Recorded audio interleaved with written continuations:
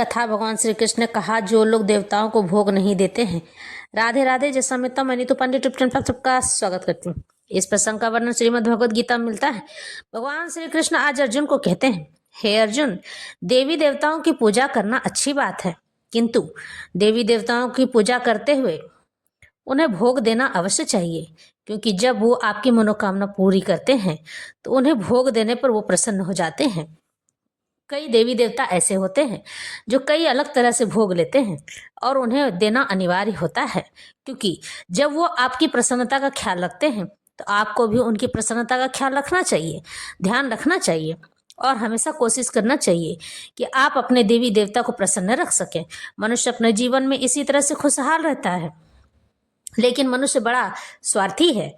वह तो जिस समय उसका काम हो जाता है वह अपने बारे में सोचने लग जाता है, अपने देवी देवताओं को भूल जाता है। उसके बाद उसे पितृ दोष लग जाता है, क्योंकि सबसे पहले पितृ ही नाराज होते हैं और वो ये बात समझाना चाहते हैं कि तुम अपने देवी देवताओं को प्रसन्न रखना भूल गए हो। और जिस समय उसे यह समझ में आता है कि हमारे पितृ नाराज हो चुके हैं, तो पितृ को प्रसन्न करने के लिए वह व्यक्ति अपने आप में जोड़ तोड़ लगाने लगता है कि किस प्रकार से मैं पितृ को प्रसन्न कर सकूं।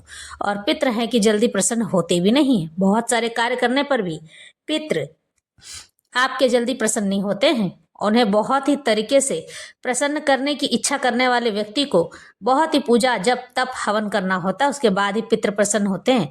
कोई यह कह दे कि झंडा गाड़ देने से पितृ प्रसन्न हो जाएंगे तो ये गलत है। पीपल की पूजा करने से पितृ प्रसन्न हो जाएंगे तो ये भी गलत है। कोई कह देगा कि शिव जी की और नारायण की पूजा करने से पितृ प्रसन्न हो जाएंगे तो ये भी गलत है। जब तक आप अपने जीवन में नियम और अनुशासन का पालन नहीं करेंगे तब तक आपके पितृ कभी प्रसन्न नहीं होने वाले, क्योंकि जब उनकी मृत्यु हो जाती है तब उन्हें समझ में आता है कि जब उनके पास जीवन था तो उन्हें क्या खोया और क्या पाया, उन्होंने कौन सी ऐसी गलती की थी। इसलिए वो यह पितृ यही चाहते हैं कि आप वो गलती ना करें, आप अच्छे से उस कार्य को संपन्न करें, यशवान बने, बलवान बने, कीर्तिवान बने, धन संपत्तिवान बने और सुख और समृद्धि से लबालब रहें, यानी कि भरे रहें, ताकि आपके जीवन में दुख किसी भी प्रकार से प्रवेश ना कर पाए। इसी तरह से पितृ प्रसन्न होते हैं और जब पितृ प्रसन्न होते हैं ना तो आपके जीवन में धन यश कीर्ति समृद्धि बनी रहती है। पुत्र पिता की बात मानता है, माता पिता की सेवा करता है निस्वार्थ भाव से, लेकिन जब पितृ अप्रसन्न रहते हैं तो आपकी संतान बिगड़ जाती है। और संतान बिगड़ती ही नहीं है, नशा शराब जुआ इन सब में भी लिप्त हो जाता है। स्त्री गमन पर स्त्री गमन, यानी कि दूसरी स्त्री पर नजर डालना, गंदी बातें करना, गंदे विचार रखना, इस तरह के कर्म वह करने लग जाता है। कन्या भी कर्म भोगी हो जाती है और वह किसी पुरुष को ढूंढने लगती है ताकि उसके साथ वह भाग सके। और यह किसी के साथ भी हो सकता है। अगर किसी के घर की स्त्री इस तरह से कार्य में लिप्त रहती है और भगवान का पूजन यजन नहीं करती है, या फिर पुरुष उस तरह का होता है, तो पितृ अवश्य ही नाराज हो जाते हैं। लेकिन कहा जाता है कि स्त्री से ज्यादा पुत्र अगर ईश्वर की सेवा आराधना करे तो उसका पीढ़ी, उसके पितृ, उसकी संतानें सभी बहुत अच्छी होती हैं। लेकिन अगर उसके कुल खानदान में उनके घर की स्त्री भी ऐसी निकल जाए तो पूरे घर वालों को होना चाहिए कि उसका किसी भी रूप में साथ दे, अवहेलना न करे। भगवान बस यही समझाना चाहते हैं कि जीवन का लक्ष्य ईश्वर को प्रसन्न करके होता है पूर्ण। जब यह बात भगवान आपको समझाना चाहते हैं तो मनुष्य समझना नहीं चाहता है और अपने आप में ही मगन रहता है। लेकिन सुख के दिन आते देर नहीं लगती है तो जाते भी देर नहीं लगती। जब मनुष्य के सुख के दिन चले जाते हैं तो वह फिर दुर्गति में आ जाता है, यानी कि उसे दुख फिर घेर लेता है।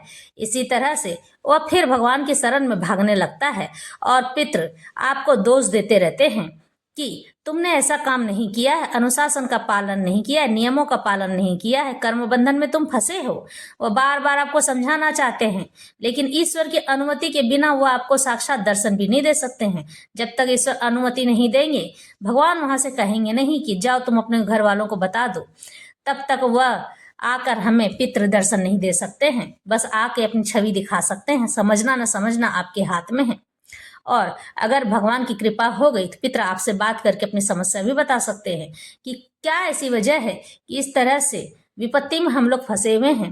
भगवान यह बात यही समझाना चाहते हैं इष्टान भोगान ही वो देवा दास्यन्ते यज्ञ भाविता तैदर्तर्द तान प्रदायेभ्यो यो भुंगे स्तेन एव स।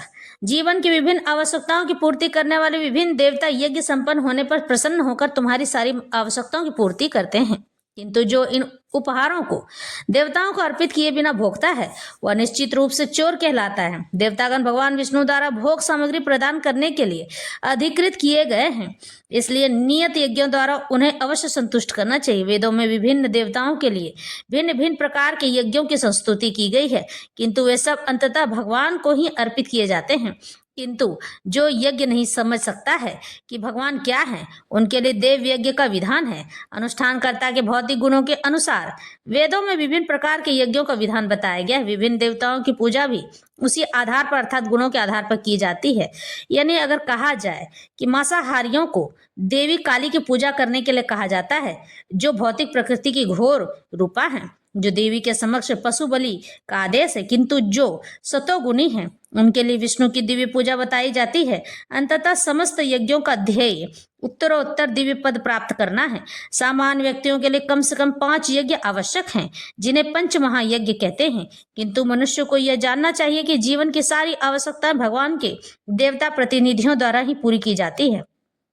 कोई कुछ बना नहीं सकता है। उदाहरण के तौर पर मानव समाज के भोज्य पदार्थों को लें।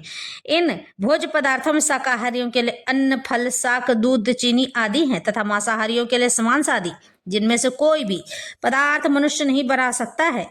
एक और उदाहरण लें, यथा उष्मा, प्रकाश, जल, वायु आदि जो जीवन के लिए आवश्यक है, उनमें से किसी को बताया नहीं जा सकता है।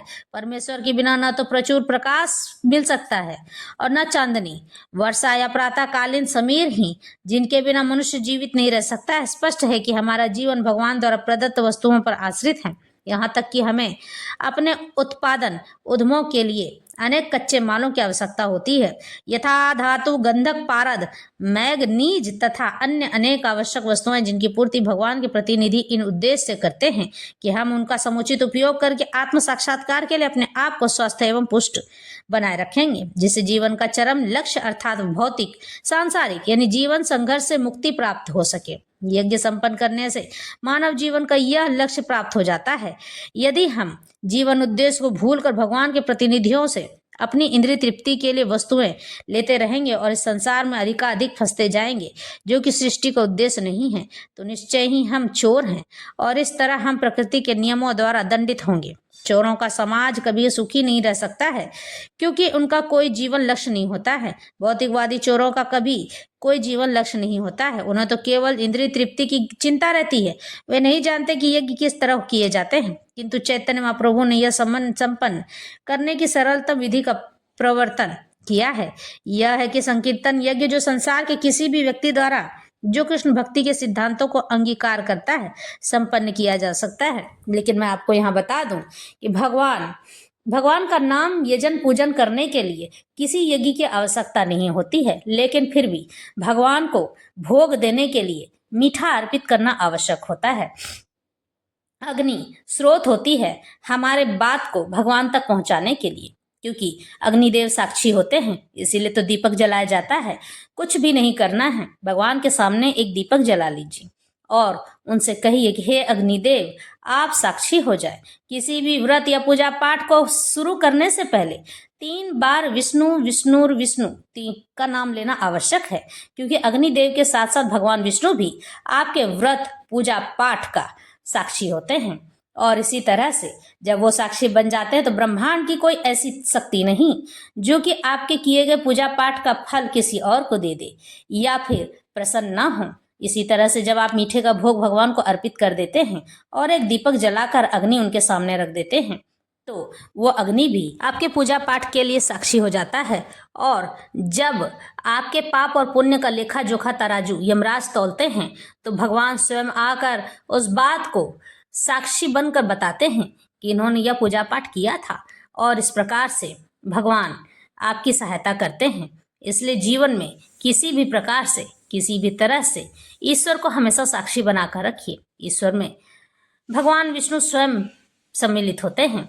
और जो इन्हें साक्षी अपने पूजा पाठ का बना लेता है भगवान विष्णु को, भगवान विष्णु उसका हाथ कभी नहीं छोड़ते हैं। इस तरह से भगवती की आराधना करने पर जो लोग उनकी आराधना उपासना करते हैं और